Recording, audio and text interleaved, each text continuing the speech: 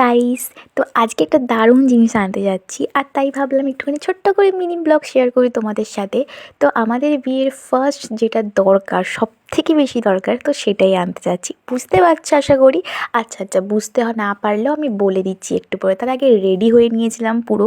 আর আমি যেহেতু খুবই শীত কাতুরে, তাই ভালো করে চাপা টাপা দিয়ে রেডি হয়ে নিয়েছি।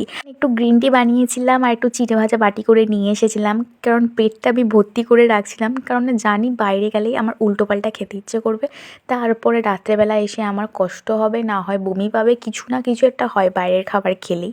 তো সেই জন্য তো তারপরে বেরিয়ে পড়েছিলাম, দেন সেখানে চলে গেলাম। আর ও যা, তোমাদেরকে তো বলাই হলো না, আমি যেটা নিতে গিয়েছিলাম সেটা হচ্ছে বিয়ের কার্ড। তো ফাইনালি রেডি হয়ে গেছে।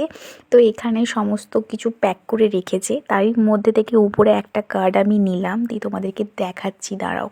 তো ওখান থেকে যিনি বসেছিলেন একজন দাদু টাইপের, তো তিনি খুলে আমাকে দেখালেন, কারণ যে মালিক ছিল সে এখনও পর্যন্ত তখনও পৌঁছায়নি। তো আমি কার্ডটা দেখছিলাম, আর কার্ডের লেখাটা না আমার না কেমন একটা ঝিমানো ঝিমানো টাইপের লাগছিলো, পছন্দ হচ্ছিল না।